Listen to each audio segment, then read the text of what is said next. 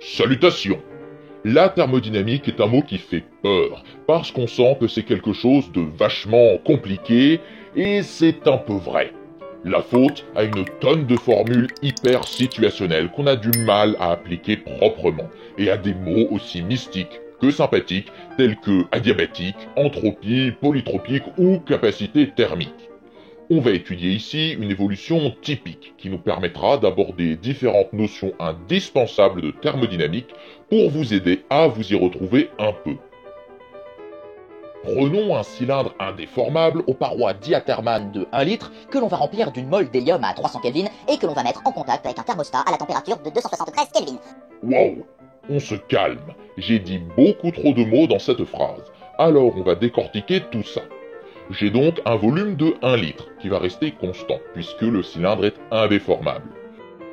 L'hélium, quant à lui, est un gaz, et je vais dire que c'est un gaz parfait. Pour pouvoir dire ça, je dois vérifier les 3 hypothèses du gaz parfait, sauf que de toute façon, sans ça, je peux pas continuer, donc je vais supposer qu'elles sont toutes vérifiées. Mais ça m'apporte quoi, au fait, le gaz parfait? Eh bien, ça me donne le droit d'utiliser une super formule, PV égale nRT. Ensuite, on a paroi diathermane. Ça vient du grec dia, qui signifie à travers, et thermos, la chaleur. C'est donc une paroi qui laisse passer le transfert thermique, contrairement aux parois athermanes, adiabatiques ou calorifugées, qui, elles, ne laissent rien passer. Enfin, un thermostat, c'est un système qui peut donner ou recevoir un transfert thermique sans voir sa température changer. On va aussi rappeler la formule du premier principe de la thermodynamique, qui relie l'énergie interne, le transfert thermique et le travail, et celle du second principe, qui exprime la variation d'entropie d'un système en fonction de l'entropie qui a été créée et de celle qui a été échangée au cours de l'évolution. Maintenant que tout est en place, revenons au problème. On laisse le système atteindre son équilibre thermodynamique et on veut connaître la variation d'entropie de l'hélium, du thermostat et de l'univers, c'est-à-dire la réunion des deux systèmes. Lorsque tout est en équilibre, ça signifie que l'hélium est arrivé à la même température que celle du thermostat, donc 273 Kelvin. On veut calculer la variation d'entropie, donc le delta S de l'hélium. Par chance, on dispose de 3 formules à peu près similaires qui relient à chaque fois 2 grandeurs parmi le volume, la pression et la température. On n'a aucune info sur la pression, donc on va prendre celle où on a besoin uniquement de la température et du volume. La quantité de matière N, on la connaît. Le volume ne change pas, on l'a dit, donc le volume initial est égal au volume final. Les températures, on les a. Et le C, là, c'est quoi ? C'est la capacité thermique molaire de l'hélium à volume constant. Ça veut dire combien de joules je dois injecter dans une mole d'hélium occupant un volume donné pour que sa température monte de 1 degré. Mais comment diable puis-je la calculer? Par chance, on a un gaz parfait, et il y a toujours une promo sur ce genre de gaz. En plus de la formule PV égale nRT, tu en as 2 autres gratuites. On peut connaître les capacités thermiques molaires à pression et volume constant, juste avec la constante des gaz parfaits, une seule douille du service marketing, il y a un coefficient légèrement différent selon que le gaz est monoatomique ou polyatomique. L'hélium est un gaz noble, donc monoatomique. Maintenant que j'ai tout ce qu'il me faut, la variation d'entropie de l'hélium vaut moins 1,17 joules par Kelvin, gare à celui qui exprime l'entropie en joules uniquement. Voyons maintenant le thermostat. Il reste à température constante, donc il a une évolution réversible, c'est-à-dire qu'on peut revenir en arrière en passant par les mêmes états. Et c'est assez logique de pouvoir revenir en arrière de la même façon, puisque justement, l'évolution du thermostat, c'est de ne pas voir sa température évoluer. Dans ce cas particulier, l'entropie créée est nulle, ne reste que l'entropie échangée, et on a, merci Dame Fortune, une formule pour ça. Elle vaut le transfert thermique du thermostat divisé par sa température. La température, je l'ai, mais le transfert thermique, pas du tout. Mais en fait, quand on y réfléchit, toute la chaleur entre gros guillemets, que le thermostat reçoit, elle vient de l'hélium. Donc, son transfert thermique, c'est l'opposé de celui de l'hélium. Oh bah quel coup de bol! Mais comment je trouve le transfert thermique de l'hélium maintenant?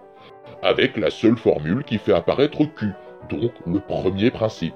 On a une évolution isochore, c'est-à-dire à volume constant. Ainsi, le travail est nul. Q vaut donc la variation d'énergie interne. Faut la calculer celle-là.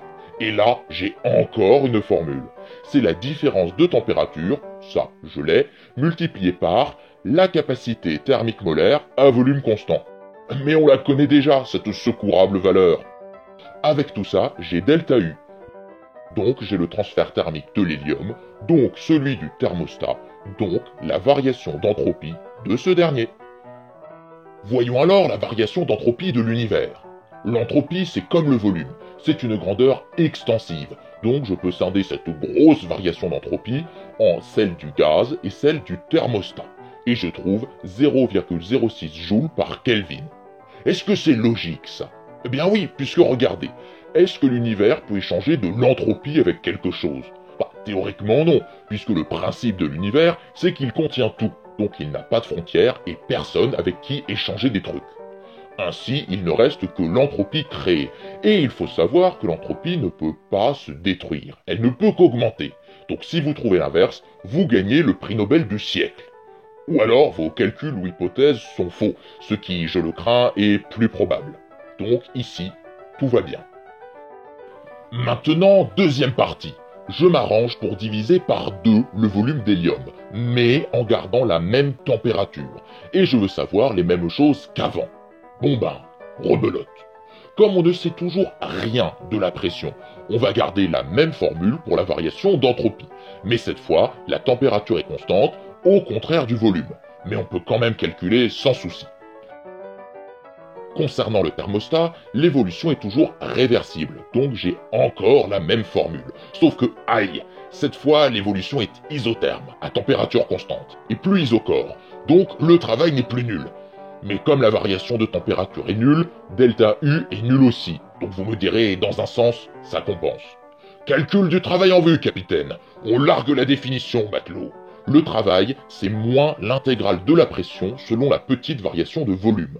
On ressort la formule des gaz parfaits pour transformer le P qui est nul parce qu'on sait rien de lui, et on passe les constantes hors de l'intégrale.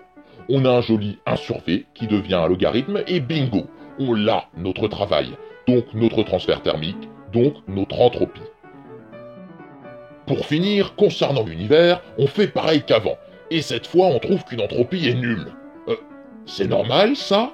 Souvenez-vous, l'entropie échangée par l'univers est nulle de toute façon. Et je vous avais dit que l'entropie créée était nulle à condition d'avoir une évolution réversible. Mais je peux très bien doubler le nouveau volume de gaz de façon isotherme pour revenir à la situation d'avant. Donc j'ai bien fait une évolution réversible et l'entropie créée est nulle. Et je ne me suis visiblement pas trompé. Alors, comme vous avez vu, ça fait effectivement peur. Il y a des tas de formules à connaître et à appliquer pour s'en sortir.